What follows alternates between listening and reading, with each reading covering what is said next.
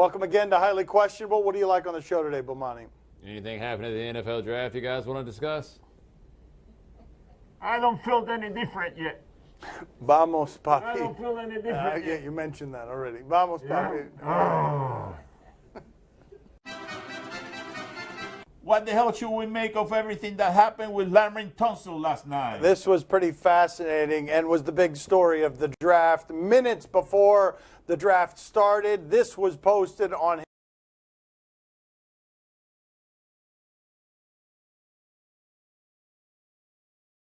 I thought. Oh, no. I don't think everybody ran away from it because it sounds like the Dolphins couldn't run to the podium fast enough to give him that card to get Larry Tunsil. So was going to sign him up to be on the team. That video was not going to wind up being the deterrent. And the reason I don't think that video was going to be the deterrent, because I don't see any way possible that you look at everything that happened, not look at Larry Tunsil and feel incredibly bad for him. This is right before the biggest night of his life. He's stuck in the green room sitting next to his mother while this stuff is going on. That must be a state-of-the-art stuff, mean, huh? yes, Maybe yeah, I'll both look of for those that, things, huh? yeah. Did that come from the factory like that, or is that an aftermarket change that he wound up making? Because, I mean, that's going the extra mile, you do have to admit.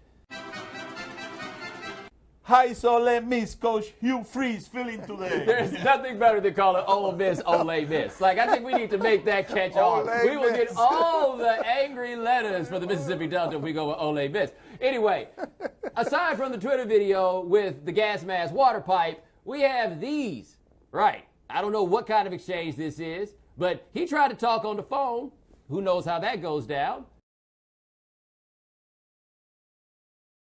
Your account that they doctored those messages is what you're saying that were posted to your Instagram. You're saying those messages were not messages? Hold up, the message you talking about from oh no. The mistake of that happening and it happened.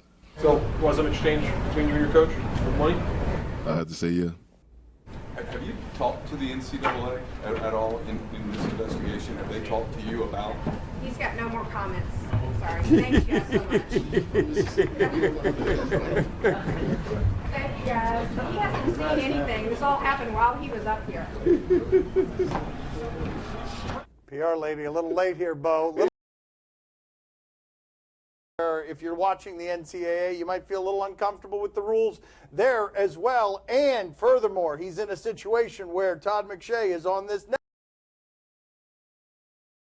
He needs to be more mature. He needs to lie for his coaches and protect his coaches by not selling out his coaches. Grow up, kid. Be dishonest. And now, my impersonation of Hugh Freeze.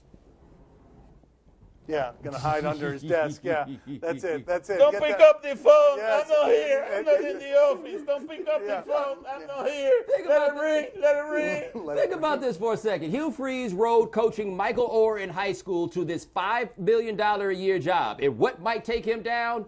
$300 to pay somebody's rent. I can't get up. I can't get up. I know. That, That's not the Hugh Freeze impression. That's something we need to talk to HR about. yeah. Good job, Poppy. Well, this job is getting rough on me.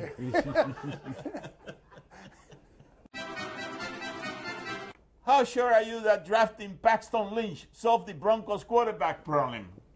How the hell would I know? I mean, I don't know who this guy is. I don't know very much about him at all. I know Lee Steinberg's back in the agent game and thought he was going to be a first-round client, and he's a big kid. I mean, how am I supposed to answer this question when the two quarterbacks taken in front of him, one of them is a guy I never saw play a game at North Dakota, and the other guy who is a guy who lost a lot at California? It's not every day that he gets out here and tries to show you that he knows less about a topic than his father does, but that's just what happened right now. Now, here's the thing that goes on with the Broncos. They've got two quarterback problems. They've got a 2016 quarterback problem, and then they've got a quarterback of the future problem. Maybe this helps them with the quarterback of the future problem. This does nothing for the 2016 problem. There's no one I've seen who thinks that Paxton Lynch is going to be ready to be an NFL starter this year, so we cannot help them in the course of this year. I just got to say this. Whoever told Paxton Lynch that he reminds them of Cam Newton is like the person that told Janae Aiko that she reminds them of Sade. If he reminded anybody of Cam Newton, he wouldn't still be in the draft in no number 26. If you really reminded anybody of Cam Newton, what's his name from which Dakota that neither one of us has heard of before this year, he didn't get drafted ahead of the dude that reminds anybody of Cam Newton. I don't know. He looks like half of the guys I see at the club in South Beach. Yeah, he Oh, does. yeah. Yeah, that is, yes. He looks like he smells like too much cologne. Yeah. I want to hear some stories about where he was hanging out in Memphis. That's what I want to know some more about. Should the Cowboys be nervous about making Ezekiel Elliott the highest drafted running back since Trent Richardson? This is so unfair to Zeke when you think about it, right? Because the Browns made this mistake, and now we assume it's a mistake for everybody to take a running back high. The Cowboys took Ezekiel Elliott at number 4. Remember, Todd Gurley was coming off an ACL tear. The Rams took him at 9 last year, and that looked like a great idea. They got the best offensive line in the league. They've got one of the best receivers in the league. They've got Tony Romo. You can put in a running back who runs dynamically and can pass block, so you can probably play him all 3 downs immediately. Why don't you make this move? I'm very disappointed in Bomani Jones. He broke down the sports, the football of that, and didn't get it all to the outfit last night. The stylish representation. Ain't nothing stylish about What that. do you mean that's not stylish? No, it's not stylish. What about that is stylish? Look at Looking that. ridiculous is not the same thing as being stylish. People make that mistake all the time. That is the face of confidence. Those are the abs of confidence. That is the ego of confidence. Put that man behind an offensive line that can block the way that one does and watch the star on his helmet become a redundancy. You know, Oh, no. not everybody can pull that look what I can. Oh, here we go. no. There he is. He wearing the neon boxers again? That's right. No. Okay, no, they're not the neon boxers today. Yeah, Wow, I can do it better than him. That's just unpleasant every time, man. Drop top. Every time. Give him the Heisman pose. Go ahead. Give him the Heisman pose. Put me in, coach. Go ahead. Give him Put me in, give him the coach. Heisman pose. Put me in, Oh, coach. there it is. Why can't my daddy be the one to do this show? I mean, you are a traffic cop, not a running back. You just caused an accident in an intersection.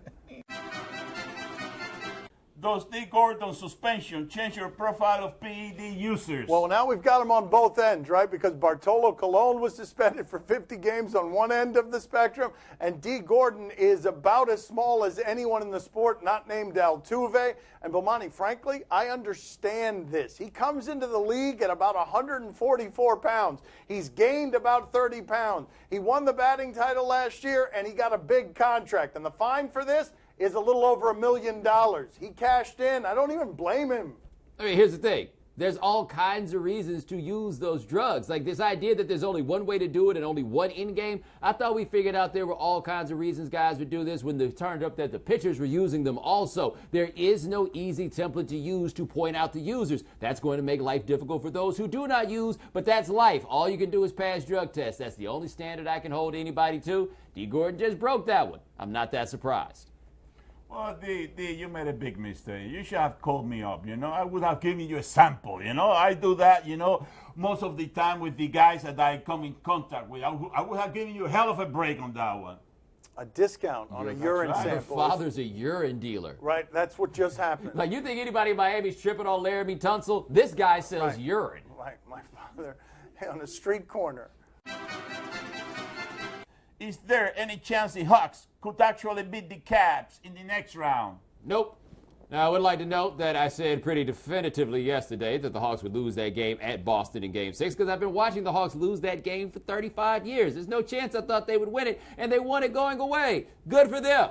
I ain't gonna be wrong again. Like betting against the Hawks is normally a good way to go. Like, yeah, I got it wrong that one time. I ain't gonna stop now. It wasn't just that they beat a Boston team that is kind of starless.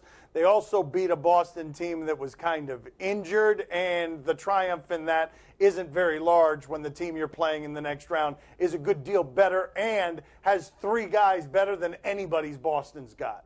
And now the only one who has the courage to make a prediction on this set. My prediction is that the Hawks will beat the Cavaliers in 7 games. All right. Damn well I just said that the Hawks are gonna lose this series. That doesn't count. I'm the only coward here. Coming up next on Highly Questionable. Oh, Urban. Left him hanging. Oh, look at the playoff after the fact. Yeah. Got to put this hand right down here because he's going to hug somebody before he gives me any warmth. My son's TV show is brought to you by John Deere. Looks like a deer.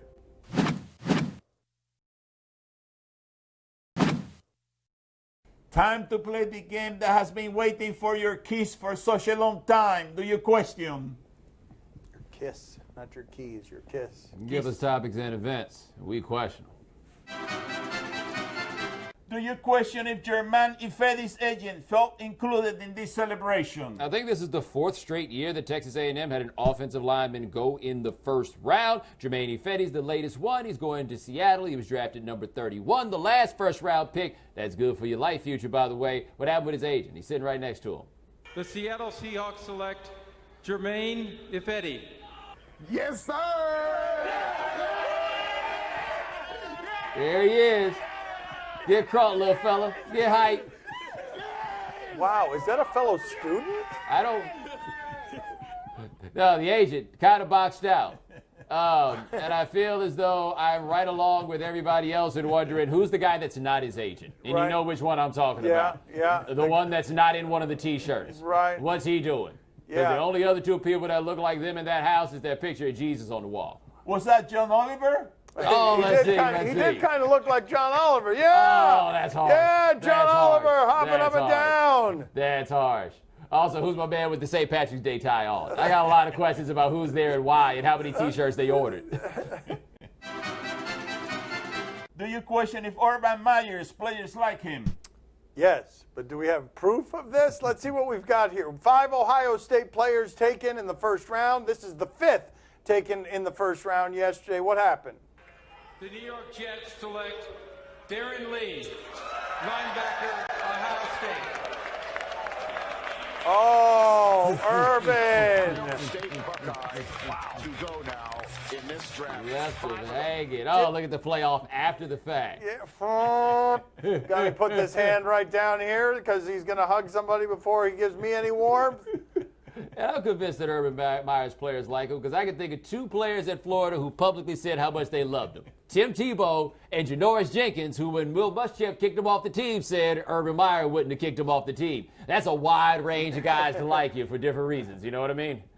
I haven't seen anyone get left hanging like that since this guy. Oh, is it going to be Phil Jackson? That's right. Oh, no, it's not Phil exactly who it was Jackson. gonna be. Oh, I knew it's exactly you. who it was gonna be. Oh, no, I didn't think it was going to be you. I knew. I mean, it's not your fault. I knew what was going on. Never mind. We got all this footage of him fooling Dan, and they're actually kin. They're actually blood. No, let's embarrass me. Way to go, guys. Put Phil Jackson up there. No, put Come Dan on. Levitard up No, there. Phil In fact, Jackson. And put it up there with an angle from the back so y'all can see this sunroof I'll be over here talking about. Do you question if these old fat men are athletic? Don't look at us like that. Let's see what we've got Oh, here. the screen's over that way. I thought the camera was over here. Let's see what we've got. Oh! Yeah. This is Shaq and Charles Barkley. I've recently had a beef with Shaq. This seems like a bad the last idea. time I saw them in one of those engaged in a similar situation, Chuck landed 2 good ones on Shaq once he got him on the ground. Yeah, Shaq is uncommonly strong. That wasn't terribly athletic, though. But here's the thing. You say Shaq is uncommonly strong. When there are 2 people in a video and one of them is Charles Barkley and you're calling the other one uncommonly strong, Right. I'm just glad nobody got hurt. Yeah, and I regret my beef with Shaq. And yeah, I'm glad that wasn't you getting tackled there. I show you some fat athletic guys. Where? Let's see. What do we got? There we go. Yes, thank you. There we go. Hey, on the real, though, that actually is pretty impressive for men of that size. That's what I need, the one dance. Got a Hennessy in my hand. One more time before I go. Higher powers taking a hold on me. I need the one dance. Got a Hennessy in my hand. One more time before I go. Higher powers taking a hold on me. Highly questionable is broadcast from the Clevelander Hotel on beautiful South Beach, Miami. Time to play the game that is a spicy hot. See? Or no? A spicy hot. You tell us what to watch on TV tonight. We tell you if we're intrigued or not. Saturday night on NBC, Game 2 of Penguins and Caps. Sure, the Capitals are kind of the Warriors this year. The Warriors on ice. The Warriors in hockey. They won the other night in overtime. Here's Jay Beagle digging a puck out in the corner here. Beagle attempting to get back up on his skates. He does. But again, Bolatang. Got no stick. No, it's actually caught in the face. Oh, look, he's got 2 sticks.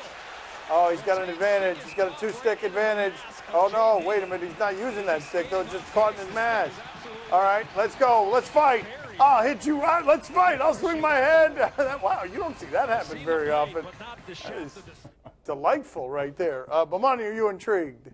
Put that card down. You ain't about to watch this I thought that was delightful. Yeah, right you there. thought that was delightful. You ain't seen that before you told that lie. I did. Bobby, are you intrigued? Oh, see, I'm very intrigued because the Capitals, they don't got a chance, you know. Los Pingüinos are going to win, and they're going to start winning starting today. Today, Los Pingüinos are going to be a hell of a team, and they always beat the Capitals anyhow. So what's the problem what's the problem in playing them? You know, man, so I just throw the towel in there and just Los Pingüinos. So much manufactured enthusiasm from these Levertide boys about this hockey today. Game's tomorrow. Oh, it's not okay. Today. Tomorrow, okay. On ESPN News and NBA TV, Game 6, Raptors and Pacers. Is it on NBA TV or is it on the Oprah Network? Or they're trying to hide this series. I mean, this was a great ending to the game the other day, and I feel like none of us talked about it. I mean, there he is. That's a good pass. And it was just late. That would have tied the game. I mean, it's a good play. Just look, difference between winning and losing there. I mean, yeah, I'm still not sure. I've watched it 40 times, and I'm still not sure that he didn't get it off in time. But Monty, are you intrigued? I am intrigued with Paul George. These are the star rules if you didn't know them. If you've got a chance for a shot, you generally can't get away from passing the ball to a dude the rest of us have never heard of. Boppy, are you intrigued? Oh, see, I'm very intrigued. I was very disappointed that, they called that play back, because from my vantage point, that was a good shot. That was a three-pointer. But you're playing in Toronto, and somebody's working that clock, buddy. That's it. That was the key. Somebody was working that clock and was fooling around with it, with the time clock. What was your vantage point? Well, I saw what was going on there, buddy. But what was your vantage He point? released the ball before the buzzer What was went your off. vantage point? Where were you? I was right there by the TV. I was on the right side of the living room. I had all the view that I had to have, All right. That's it. What else do you need? Okay. Your vantage point. On NBC Sunday, Little Big Shots. Little Big Shots. We have been told that there's a guy named Luis. He's not really a guy. He's 5 years old. What does he do? I want to play the doubling game with you. 24. 48. 96. 192. 384. 768. 1,536. 3,072. They tell me that you know how to play the square game. 9. 81.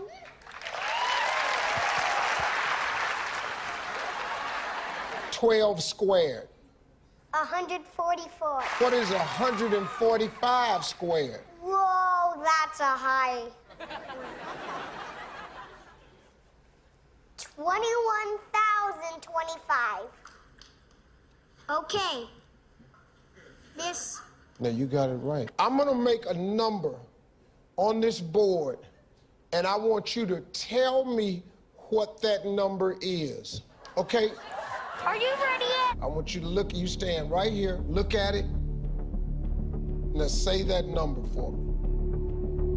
876 quintillion, 946 quadrillion, 351 trillion, 798 billion, 345,601,801.